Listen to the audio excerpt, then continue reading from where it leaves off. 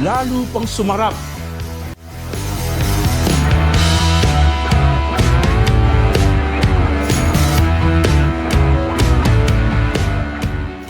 Ang dami kong kumakain ngayon dito sa Mars. Umusog na ho ako kasi para yung mesa magamit din po ng iba, no? Ayan, at all ages, no? Mula sa bata, teenager, no? Even kids nga yata po kumakain ito. Tapos hanggang sa mga seniors kumakain din po. Meron po akong katabing dalawang dalaga rito kumakain din po ng pasit batil patong yan, no? Hello, hi! Ano pangalan mo, ate? Rizet po. Lizette, tapos ikaw, ma'am? Rizel. Crisel. Rizel. Ayan. Taga saan kayo? Tagayan po sa Tawo po. Oh, wow, no? Ayun, narinig ko sila. Sabi rin, nag-uusap po sila kanina rito. Sabi ko, iba yung language, no? Malapit lang din pala sa Cagayan yun, na? Sa Tugigaraw, no? Kaya silang dalawa ay talaga nakain ng pansit batil patong. At imagine na overload po yung order nila. Lagi kayong kumakain ng pansit batil patong dito? Ngayon po, dinayo po talaga natin. Nakita po namin sa TikTok. Ayun, kaya pala. May iba pa kayo kinakainan bukod dito? Itatry lang kasi namin kasi cravings po namin. So matagal na po namin, matagal na po kami hindi nakakain. So bali, talagang pinuntahan po namin. Nakita niyo naman, ha? Yung dinayo pa nila dito, no? Imagine, at least dito, dinala na sa Manila, no? Nakita ko po sa mga kumakain din dito. Nagpapahinga nga. Tapos pag medyo nakaano na, tira na naman. Ako nga po, nakita ko lang sa inyo. Yung sa akin ngayon na, ayan, meron pa. Actually, yung mga natira, nabanata ko na nabanatan yung Mickey. Ang sarap eh. Di siya maalat. Tama-tama lang. Balansin yung lasa. Lalo po pag nilagyan nyo ng condiments, no? Sibuyas, sili, suka, toyo malabon, at saka yung kalamansi. Solid na solid. Ako po si Maricel Abat, ang asawa ni Edwin, may-ari po ng Jomars Kamuning Branch po dito sa Quezon City. Ang Jomars Quezon City po ay magto 2 years pa lang po siya. Actually po ay ang branch namin sa Tugigaraw lang. Kaso lang, doon sa Tugigaraw po may mga customer kami na kapag nag-uuwian, nagre-request po ng branch po dito sa NCR. Kaya po namin ito na patayo. Si Jomar po ay pamangkin po namin. Pero ang batang iyon ay nasa Canada na. Ang Jomar po na pamangkin namin ay 11 yung kanyang finger. Actually, siya kasi ang panganay na apo. So, siya pa lang yung apo nung naitayo ang Jomars. Kaya pinangalan po sa kanya. Ang Jomars Pansit Batil Patong po, ang tatak Jomars po ay lahat po ng aming ginagamit ay fresh po. Sinisigurado po namin na fresh siya, na malinis po siya. Ang Mickey po namin, dati po ay galing ng Tugigaraw po yung Mickey namin. Kaso lang, mahirap po kasi dahil bumabiyahe pa siya, nakukulong. Nag-iiba po yung lasa. Kaya dito na rin po kami gumagawa. Ang Pansit Batil Patong kasi ay yung classic namin. Wala yung mga toppings na ganyan. Yung bago lang kasi yan. Ang original Pansit Batil Patong po kasi ay giniling lang talaga at saka gulay ang pinaka-toppings niya. Wala siyang lechong kawali, walang flower fats, walang shanghai. Yun po ang classic. Kaso lang, syempre, kanya-kanyang diskarte na lang ng Pansit Batil Patong. Magkakaiba kami ng topping. So kami po, nag-isip kami ng toppings na pwedeng partner siya talaga sa Batil Patong. Kaya po namin nilagyan ng karahay, ng shanghai, at saka ng flower fats. Para maiba naman po yung sa amin. Binabalik-balikan po siguro kami, sir, dahil masarap talaga yung aming produkto.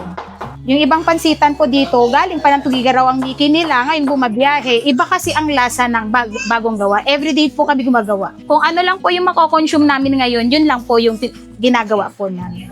Siyempre, nakakatulong kami sa tao, nakakapagbigay po kami ng trabaho, nakakakain po kami ng 3 beses sa isang araw, ayun po. At saka, yung mga gusto namin, nabibili na rin po namin ng dahil sa Jomars. Siyempre, lahat naman kami, ang pangarap namin sa Jomars, tumagal pa, mag-expand pa po siya. Hindi lang dun sa Tugigaraw, hindi lang dito sa NCR, at sa ibang place pa. Ang Jomars Pansit Batil Patong po ay matatagpuan dito sa 27B K2nd, Kamuning, Quezon City. Meron po kami Facebook page, Jomars Special Pansit Batil Patong po. Nag-ooperate po kami 7 a.m. to 7 p.m. lang. Everyday kami open except Tuesday.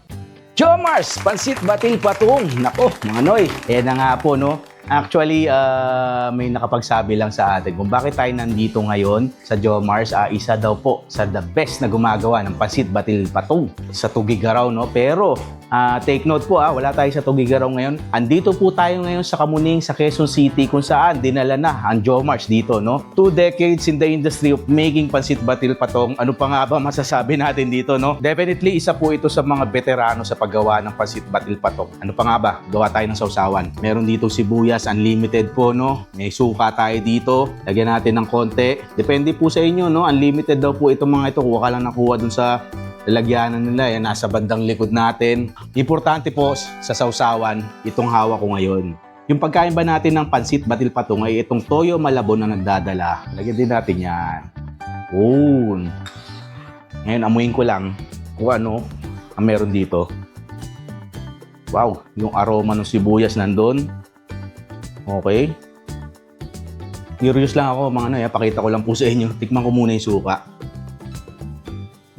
Ito, tingin ko po sukang Ilocos ginagamit, no? Kaya,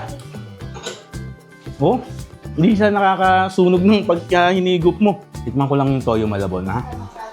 Curious lang po ako, eh.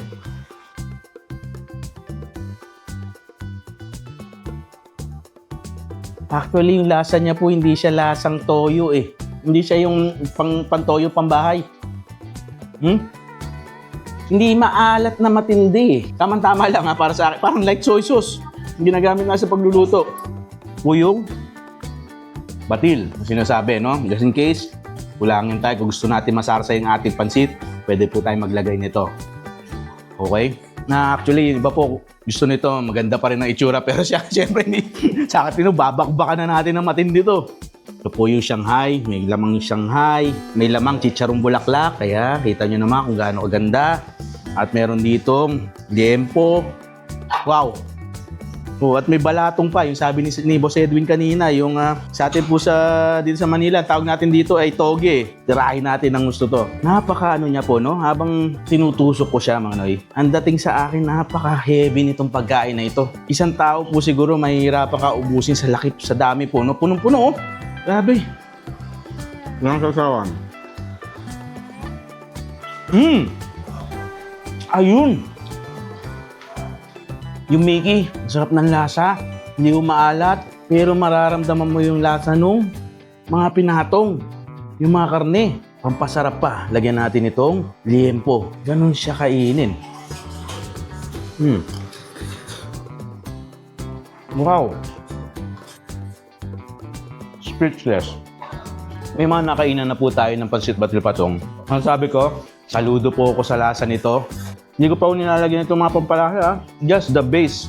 Yung niluto ni Boss Edwin, nilabas dito, dinikman natin, panalo to, double check to. Pwede po itong ipanapat doon sa mga kilalang pansit batil patong ngayon dito sa atin sa Manila, no? Banatan na natin ng pampalasa. May sibuyas. Wow! Lalo pang sumarap. Nilagyan ko po ng sibuyas. Yung mga condiments po na nilagay ko, pinagsabay-sabay ko, ang sarap. Isa pang nalalasahan ko dito, yung ginawa niya po, di ba? Nakita niya sa atin yung cara beef na nilalagay. Imagine, the combination of flavors. Talagang maghahalo-halo. Ang sarap. Lagyan pa natin ito. Masarap to, may sili. Ayan, no? Panalo pag may sili. Wow. Ito pong mga nandito, mga nagag-ulam. Masasabi ko po sa inyo, dinadayo itong Jomars dito. Dayo pumupunta, talaga kung dayo-dayo mga noy, no? Hindi ako mapapahiya sa inyo. Recommended ko, Jomars, pansit batil patong. Tirahin natin, kasama itong chicharong bulaklak. Sarap. Itong pagkain na ito, ng noy, locally dito sa Pilipinas, no? Matitikman nyo sa Isabela, Tugigaraw, no? Yan. Ang kasabayan nga po nitong batil patong ay ang pansit kabagan, di ba? Pero ito po, ako para sa akin, ha? So naman po yung opinion ko lang, gusto ko po ang batil patong kaysa po doon sa kabagan, no? Yung kabagan, yung mga itlog na ng pugo na maliliit, di ba? Mas pabor po ko sa lasa ng batil patong. Yan. Barayin pa natin to. Habang kinakain ko yung liempo, pakita ko po sa inyo yung itsura. Yung piniprito kanina. Yan. Hiwa-hiwa na.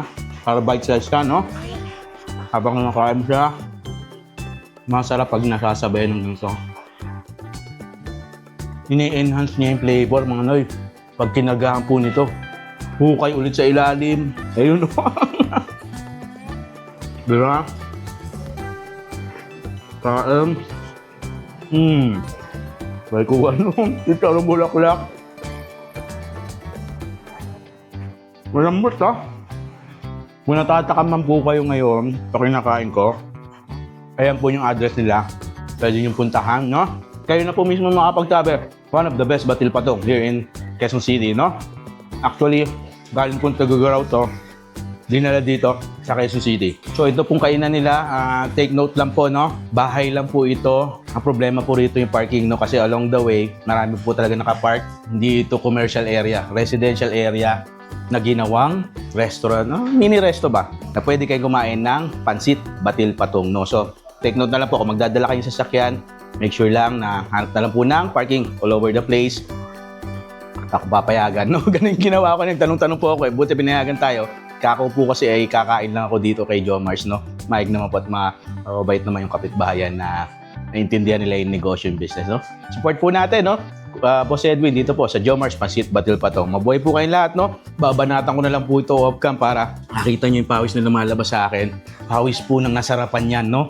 Kaya para po mas mabakbakan ko pa sa mas matindi. So po kayong pasalamatan lahat. Pasalamatan ko lang po ang crew ni Boss Edwin. Siyempre, especially kay Boss Edwin, no, sa pagpapa-unlock dito sa kanyang business, no, sa kanyang Jomars Pansit Batil Patong, no, na habol ko na lang din po yung kwento, no, yung tabo. Yung talagang ginagamit doon sa sa Tugigaraw. Hanggang dito, dinala niya. Originally, kung paano ginagawa po doon, dinala dito sa Manila para matikman natin, no? Ang linis naman po yan. At mabuhay po kayong lahat.